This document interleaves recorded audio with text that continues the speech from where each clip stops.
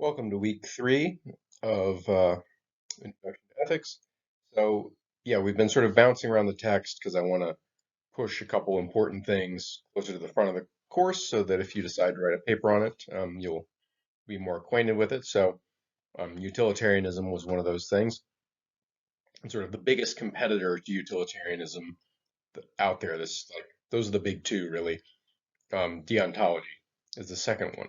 We're going to talk about that today. It's primarily associated with Kant. So Rachel's sort of sets it up with a little vignette about Harry Truman, the American president back in the late 1940s, early 1950s, and Elizabeth Anscombe, who was a well-known philosopher at Oxford around that same time. So towards the end of World War II, right, FDR, Roosevelt, who'd served 4 terms, finally left office, and Harry Truman took over as president, and so also commander in chief, right, of the American forces. So at this point, we were kind of well on our way, along with right Britain and the other allies, to winning the war. Uh, but Japan had not surrendered yet. Germany was out of the war at this point, but we were still fighting this this war with Japan, and it was looking like we might have to do a very long land battle in Japan, and a lot of U.S. soldiers would die. I mean, every evidence was that the Japanese were very determined um, and would fight to the last man. Basically, we're not going to surrender. So we were going to have to go right, take the entire sort of country, sort of yard by yard, and it was going to be very costly in human lives. Now, at the same time, we had developed the atomic bomb, right, and this was a new weapon, had never been used before, right? We had been tested it, but had never been used on people.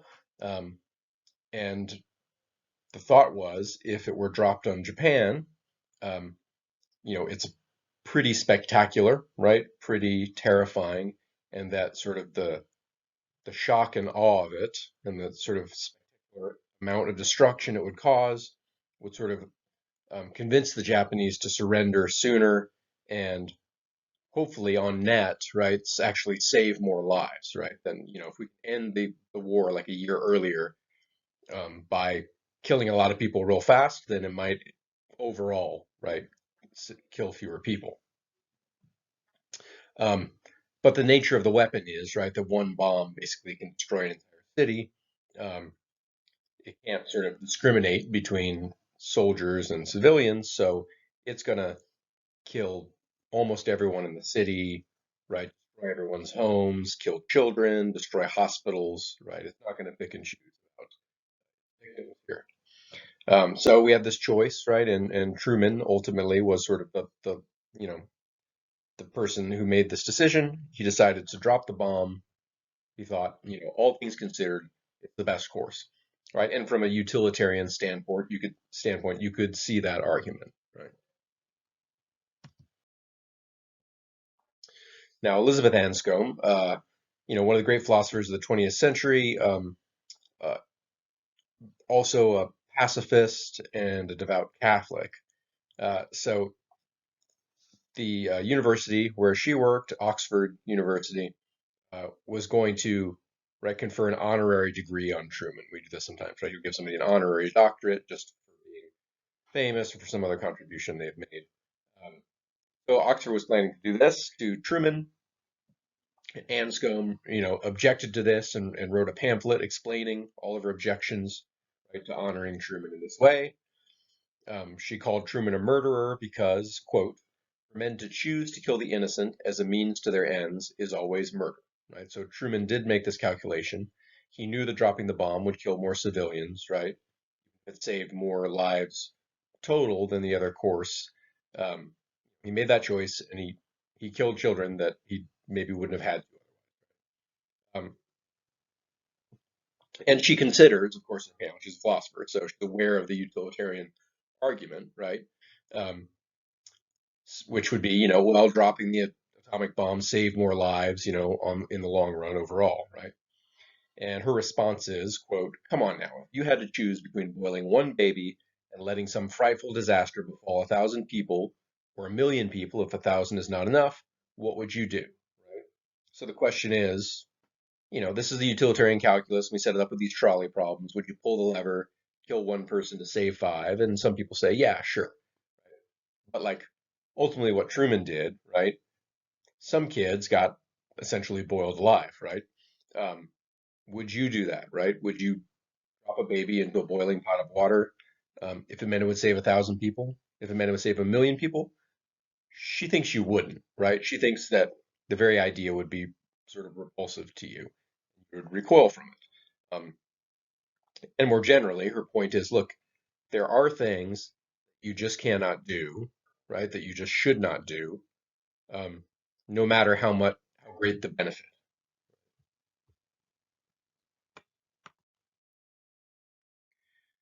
So any ethical theory that includes these sorts of unbreakable rules, right? Sort of just absolute shoulds, musts, call it deontological.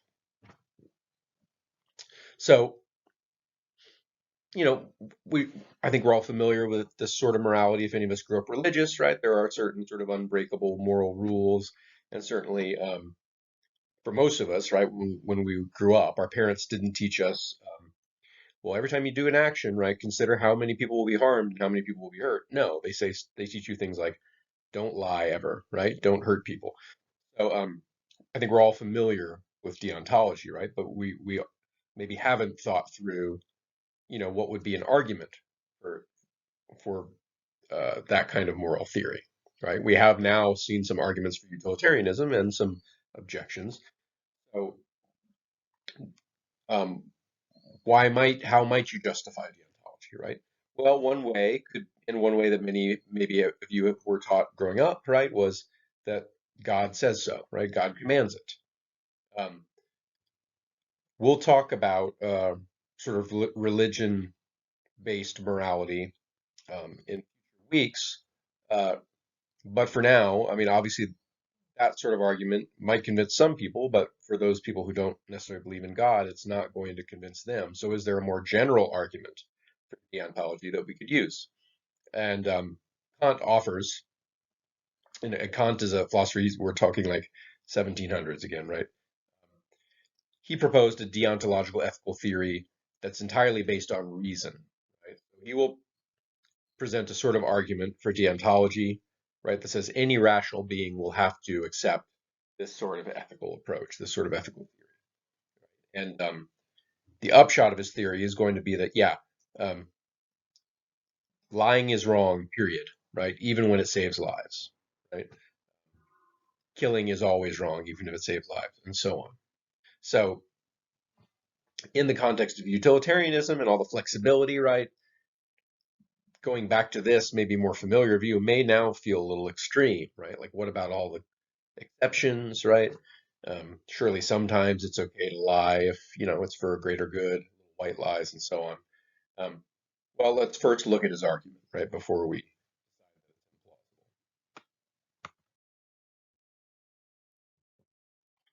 Um, so we talked earlier in the introductory lecture, and then again, I think a bit in the utilitarianism lecture about what we call normative claims, right? So there's descriptive claims about just, how the world is, and then what we're concerned with in ethics are these normative claims. What should you do? What ought you do?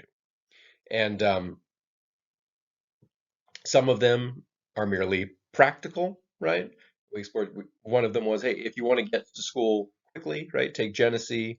Um, if you happen to go to Cal Lutheran, where I teach sometimes, right, if you want to get there, you should quickly take the 118. So that's a sort of should. You should take the 118. It's not like any deeply moral or ethical sort of should, right? Kind of a practical should. Um, so Kant calls those kinds of normative claims hypothetical imperatives. So they're hypothetical because they're relative to some goal. So if you want X, then you ought to do Y, right? If you want to get to school quickly, then you ought to take Genesee or the 118. Um, they don't apply in all cases, right? They only apply when you want to accomplish a certain end. If you don't want to accomplish that end, then it doesn't apply to you, right? Somebody who doesn't want to go to Cal Lutheran, Yeah, you have no obligation to pick 180.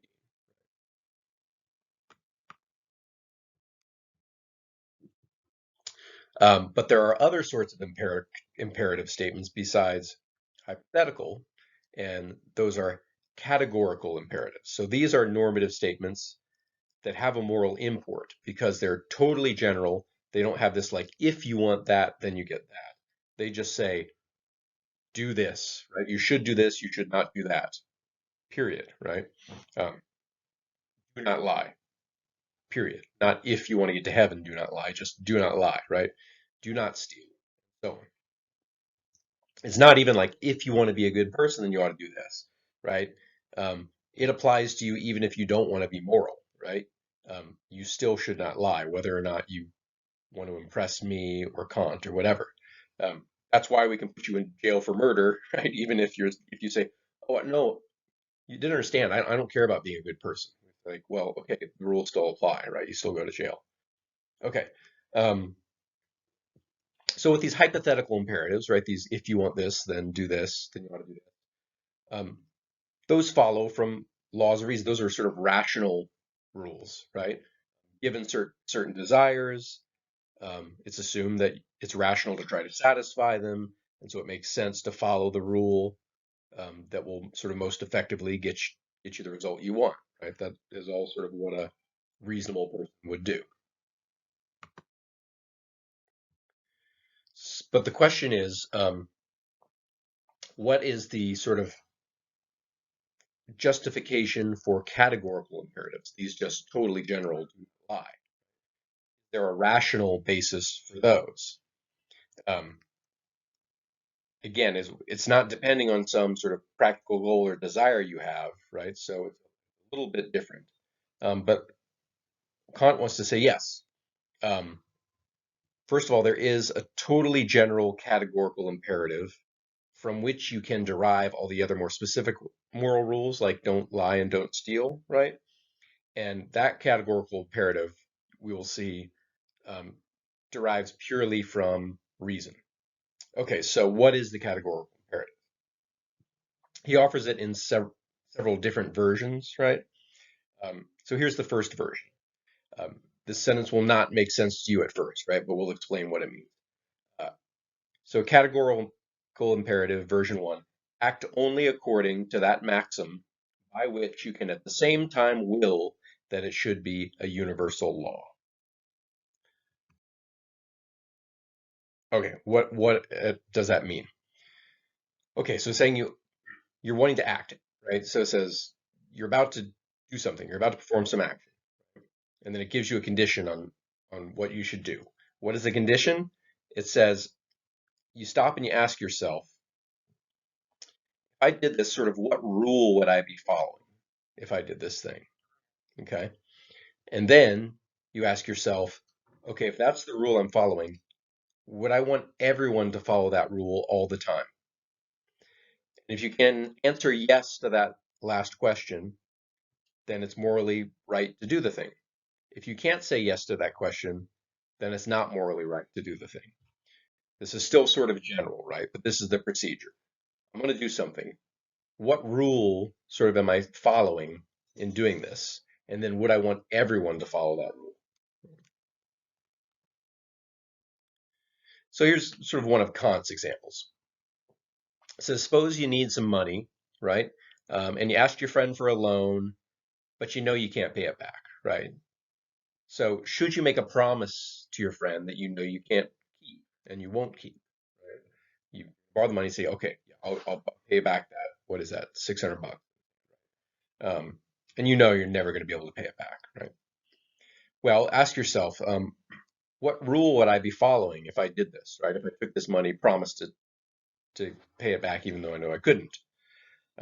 Would the rule be something like, it's okay to make a promise you know you won't keep, right? Sometimes or in certain circumstances or something like that. Um, it'd be some excuse like that, right? It's okay to take money from people and sort of lie to them and break.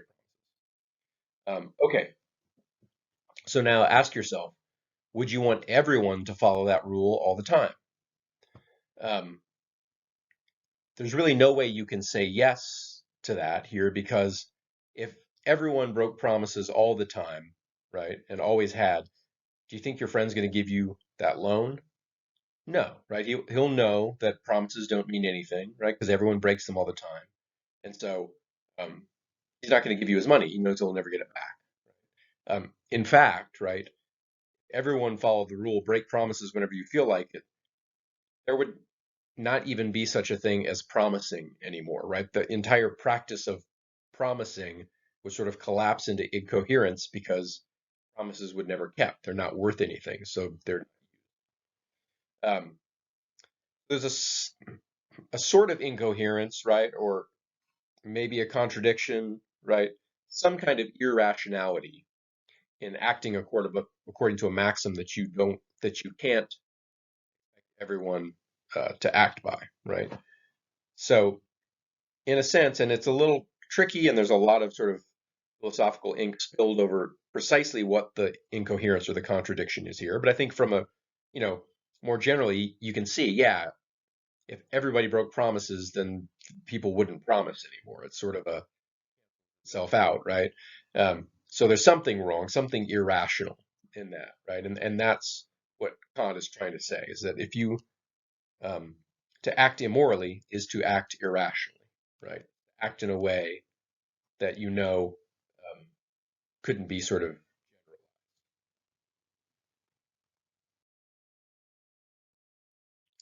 um, similar argument for lying, right? So if you're thinking about lying about something, again, ask yourself, well, what maxim would I be following if I lied about this thing? It would be something like, yeah, it's okay to lie if you get some benefit from it or whatever, right? There's no lie when you want to. Um, again, would you want everyone to follow that rule? Well, if you did, then you wouldn't really get what you wanted because no one would ever believe anything anyone said if everyone lied all the time. It's not even clear how humans would be able to communicate with each other and get anything accomplished, right? So again, the categorical imperative seems to show that acting immoral is in some way irrational, right? It's sort of willing yourself into a world that doesn't make sense, something like that. So it's a little difficult to really put your finger on the contradiction. You might say, well, no, what I want is for me to be able to lie and everyone else to not.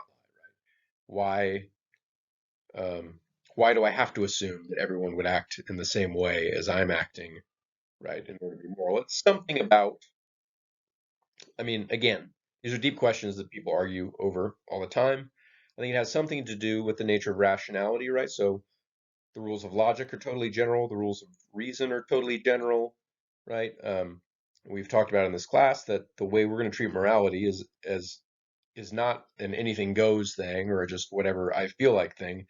Um, Something you should be able to give reasons for, right? So if morality is based in reasons, then those reasons have to be totally general, right? And so you need to be able to generalize the moral rules that you're following. And if you can't, then they're not really moral rules. Something like that, right? Write a paper about it. I'm not a Kant scholar, right? But I can sort of see generally the appeal seems to be on something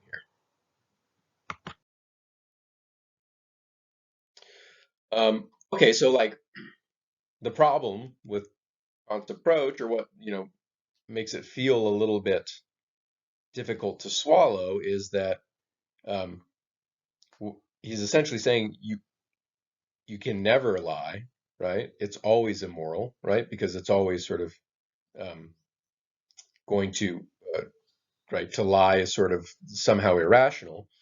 Um, but you think, wow, there's circumstances where it's really not a big deal to lie. Like if it, something important and good comes out of it, right? So, for example, say you're in Nazi Germany, hiding a Jewish friend in your home. An SS officer comes to your door, knocks, and says, "Are there any Jews in this house?" Should you lie? Uh, I mean, you might think, well, yeah, I want to, I don't want this person to die.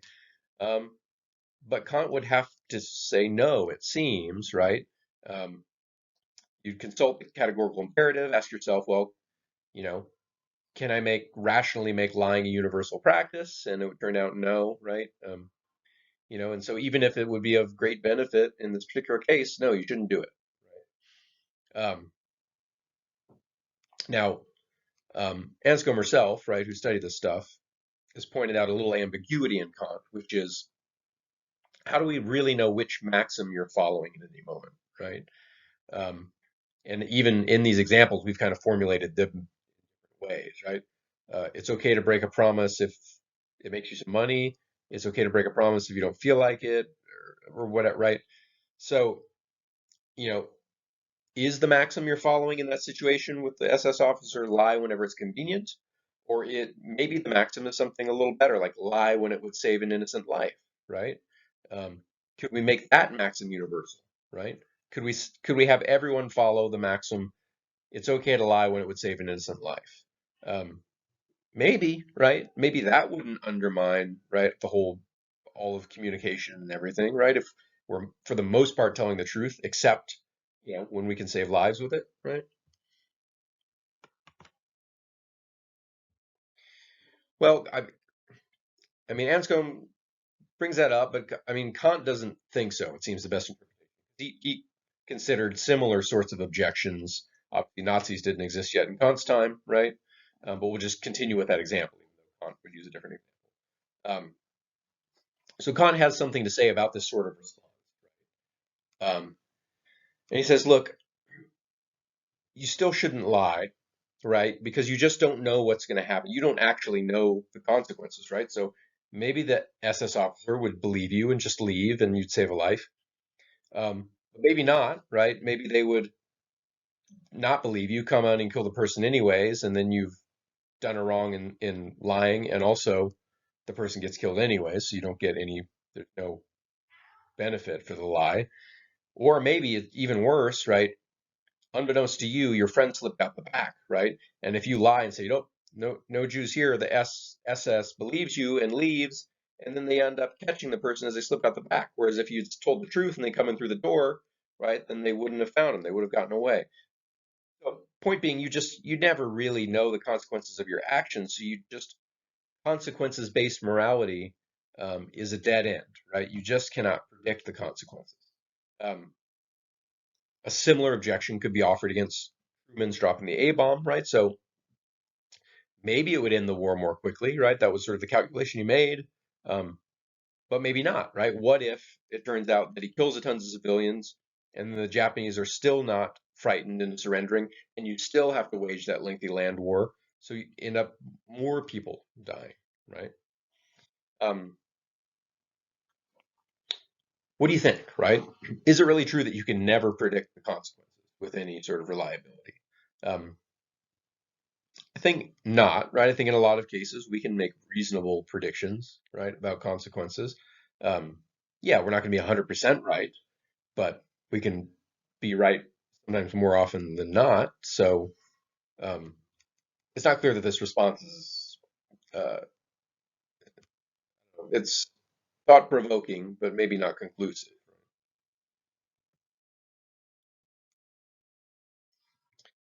Okay, so that's deontology, right? That is his sort of argument for it. It's a sort of a famously tricky argument in some ways, right? But hopefully you get the general idea, right? That moral laws are rational laws, are universal laws, and if a rule, right, is guiding your action not be universal, then it can't be a moral law.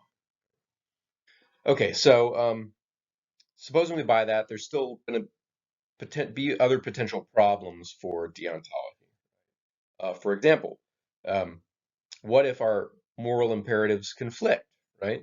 Uh, if moral rules are exceptionists, like don't lie, right, um, and don't kill, but you get into a situation where you can't follow both rules, right? If they somehow conflict with each other, um, then you're kind of stuck in a contradiction. And Kant's whole thing was morality is supposed to be reason based. It's supposed to be avoiding these contradictions, right?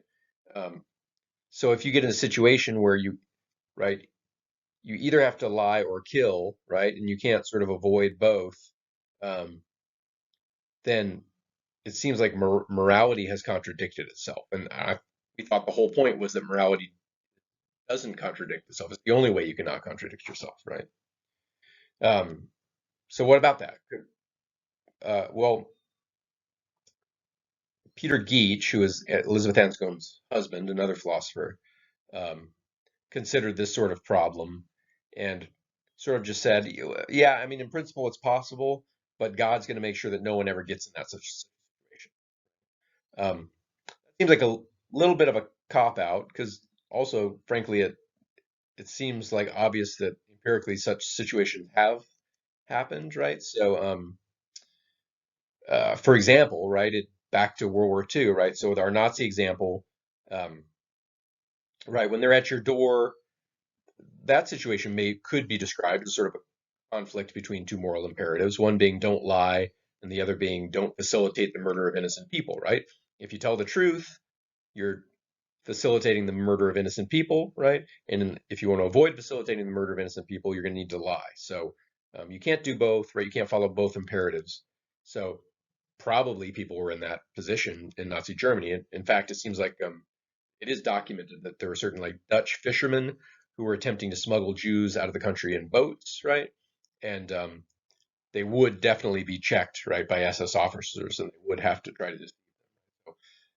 It does seem like God does allow these sort of conflicts to happen, and it does seem to be a serious problem for deontology. Again, if the whole point of it is that it's supposed to be entirely rational and it's supposed to avoid contradiction, there seem to be situations where it creates contradictions.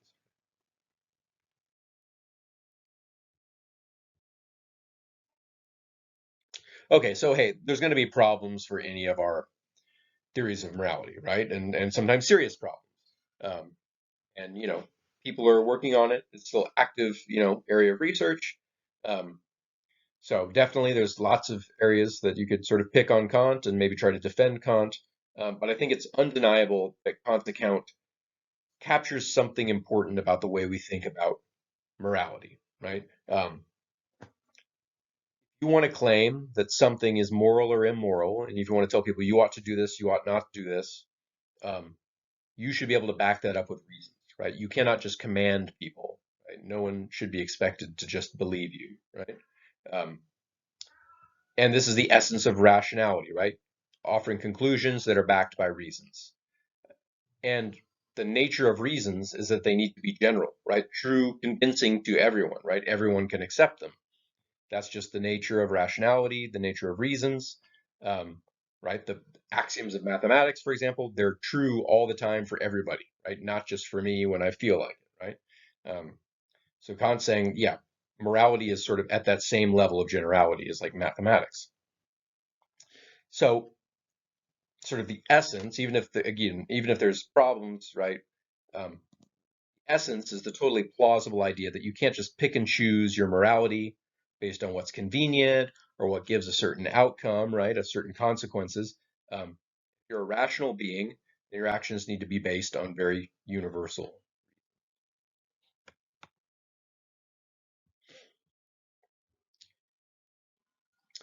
But Kant may really be taking his approach to deontology a little bit far when he claims that his rules never have exceptions. Right? Um, you can still be rational, right? And still claim there are exceptions to rules, so long as when there is an exception, there's a reason for it, right? And it's a reason that everyone would accept generally, right? So, for example, it's okay to lie, right? Don't lie except when it could prevent the murder of an innocent person, right? That seems like an exception that everyone could accept, right? There's good reasons for it, right? Lies are bad, but right? The death of an innocent person is worse, right? So everyone, I think, generally would accept that. Um, so it doesn't seem like being rational has to entail exceptionless, right?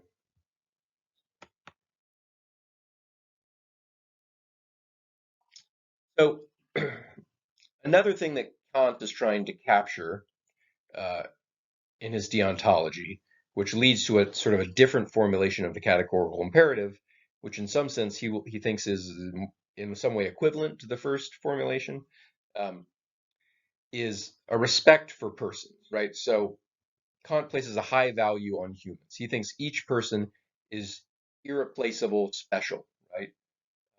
In a way that like sort of rocks and tables and maybe even dogs and cats are not, right? So for example, if a child dies, um, this is a tragedy, and the tragedy isn't sort of erased by just having another kid, right? That loss, that child was special, particular, and the other kid is a different kid, and the first one, right? That tragedy is never erased, right? By people are not can't be duplicated, right?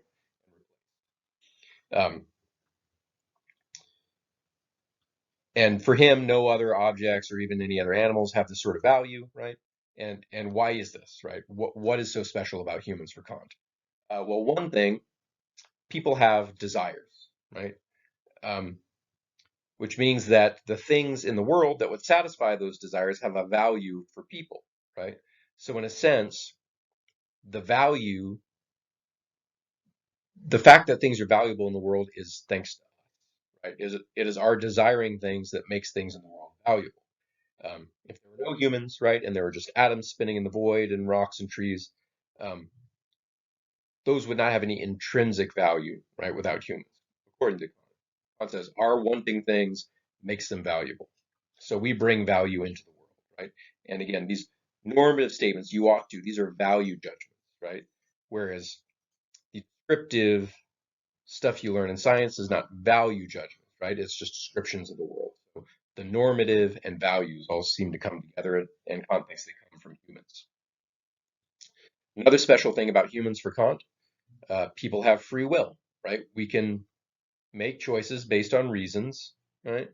And we can make choices that emanate from our will, right? And he thinks that a good will is the basis, the locus, right, where all goodness comes from. And we'll see this in the next lecture when we actually read Kant. Because the only good thing is the good will, right? Contrast that with Mill, who says the only good thing is pleasure and the lack of pain, right? Kant says no, it's the will, right? Um,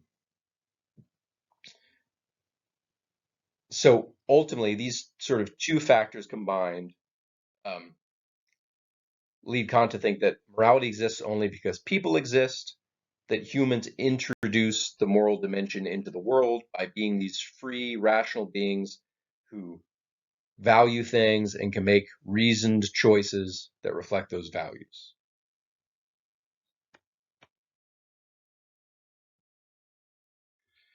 So this approach to morality, right, is sort of grounded in the specialness of humanity, leads Kant to another formulation of the categorical imperative, which again, the categorical imperative is just the most general should or ought statement, right?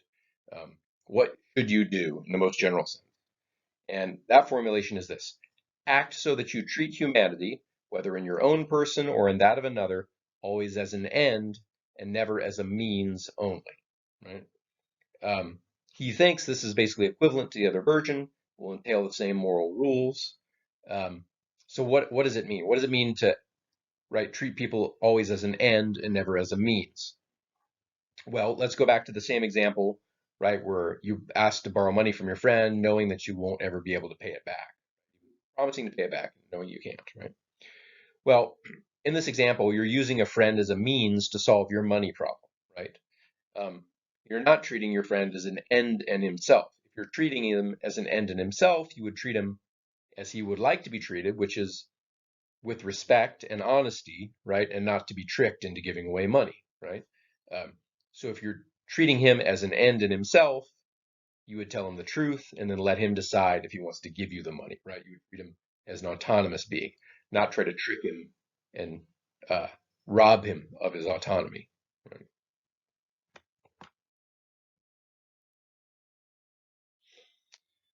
So there's an important distinction between treating someone as a means and treating someone only as a means. So Kant's second version of the categorical imperative only forbids using people only as a means. In everyday life, we have to use people as means, right? We live in a society. So treating your friend as a means, but not only as a means, would be something like just telling them the truth, saying, hey, I need this money. I don't know if I can pay you back. I probably can't. But it would be really, you would save, I'm going to get kicked out of my house. Could you please give me the money, right? Okay, so you tell him the truth. Now he gets to make the choice, right? And decide, and maybe he does give you the money, right? So he was definitely a means to you, right? Being able to pay your rent or whatever it is. But you didn't treat him only as a means because you allowed him the autonomy to make that choice for himself. Um, we treat people as means every day. If you're getting a burrito at Chipotle, right? Um, right? The cashier, you're using them as a means to a burrito, right? And they're using you as a means to a paycheck, right? Um, Getting your degree, you're in a sense using me as a means, and I'm in a sense using you folks as a means, right? This is my job, and so on. But if each of us has freedom of choice in the matter, right, then we're not treating each other only as means, right? We're both sort of freely entering into this. So force, deception, coercion, that takes away people's free choice, and that's treating them as a means only. And Kant thinks you should treat yourself with the same respect as well, right? So if you let yourself fall into addiction or bad habits, you're robbing yourself of your autonomy, right, to make free, rational choices and pursue your actual goals and your actual desires, right? So he wants you to sort of take care of yourself, respect yourself, and treat yourself as an end as well, right? It also has interesting consequences for like the legal system. So it seems to entail that like paternalistic sorts of laws are wrong. So drug laws, seatbelt laws, if right the outcome, right, if I don't wear my seatbelt, I'm only hurting myself. Um, so Kant would say, yeah, give Nate the autonomy to make that choice for himself, right? Don't threaten him with fines and jail, right? If he's not harming anyone else. He doesn't think that's uh, he doesn't think that it's effective to try to coerce people in behavior. Right? They need to understand and be convinced rationally to act well, not just be threatened.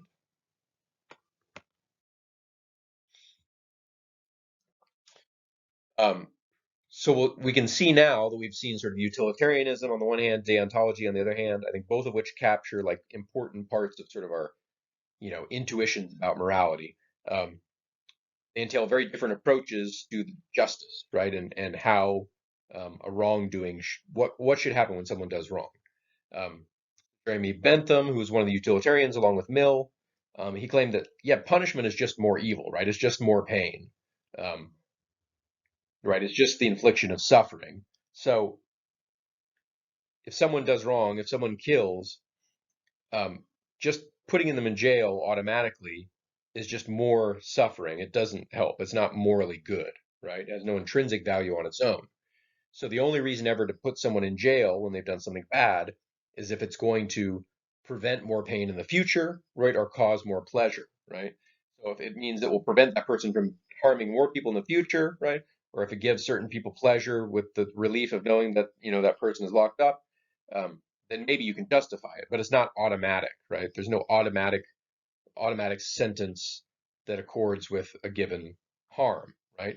Um, which is a bit at odds with how we often think about justice, which is as retributive, right? We think, no, the person deserves to suffer because of the bad thing they did, right? More suffering is appropriate. It's good, the extra suffering. There's a point to it, right?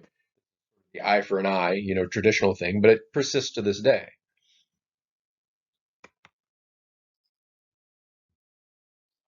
Of course, as I said, I mean, there are utilitarian reasons that you might want to punish someone if it would create more pleasure and reduce pain.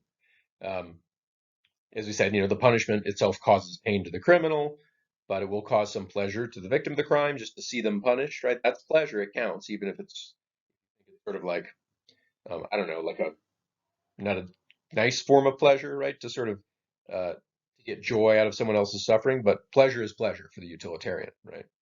Um, and of course, there might be a deterrent effect, right? If everyone knows that committing a crime means you get put in jail and suffer, then people will be less likely to commit crimes. So there might be large scale deterrent effects.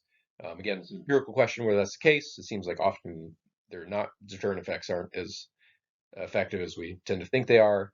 Um, and putting the person in jail might rehabilitate them, and eventually when they're let out, they have a better life, they're happier, they spread more happiness, cause less pain. Um, our current system kind of juggles both of these motivations, the retributive notion and the sort of rehabilitation. So we have Department of Corrections sort of suggest a right? A utilitarian, oh, we're rehabilitating these people and we're trying to make a net positive, right? Um, but like the death penalty, which still exists in a lot of states, that's not rehabilitating anybody, right? That is just pure punishment, right? And it's been shown sort of empirically that the having the death penalty doesn't really effectively defer people from committing murder. It's kind of like not always like a real rational act. People are always thinking, well, what if I get caught? Well, I better not do it then, right? Okay, so final slide on Kant. We're in at 40 minutes. Not too bad. It's pretty important. There's only going to be one more lecture in this week, so we'll get off a little easier this week than we had in the past. But this is slightly more difficult um, uh, material, I think. So, what does Kant say about the utilitarian view of punishment, right? Where, well, punishment in itself is an evil, so we should only ever really punish people for wrongdoing if we can create a net pleasure. Um, well, he thinks this is another case of treating someone as a means to an end, right? It's treating the criminal as a means to overall happiness, right? Um, you're just trying to sort of rehabilitate, change the prisoner to suit us, right, by coercing them into being better rather than giving them the choice to do right. Um, Similarly, if we're imprisoning them just to sort of keep society safe from them, again, we're using them for the benefit of others against their will, right? Um, so he thinks this is the wrong approach. He thinks, no, the reason to punish is just straightforward retribution for whatever bad thing they did, right? Whatever they took, that should be taken from them, and if they took life, then yeah, you should take their life, right? Um, but this treats them as an end in themselves, right? A rational being who made a choice, right, and faces the consequences, right? It's sort of like the dark sort of reverse side of the categorical imperative. If you're choosing to kill, you're implicitly saying, yeah, I think everyone should follow this rule that it's okay to kill whenever you want, which means like you're kind of saying, yeah, I want to live in a society where I can kill and I might be killed, right? So you're kind of saying this is how I want to be treated too. Um, so he thinks that it's not cruel or wrong to inflict capital punishment. It is simply respecting that person as a rational being that's made a choice to live in a certain type of world, right, with consequences. Okay, so that is it for the deontology. We're going to go through Kant. Kant is a notoriously tough read. I think this particular reading is not the worst, right, of Kant, but try to read it carefully and then watch the lecture. And I will see you then.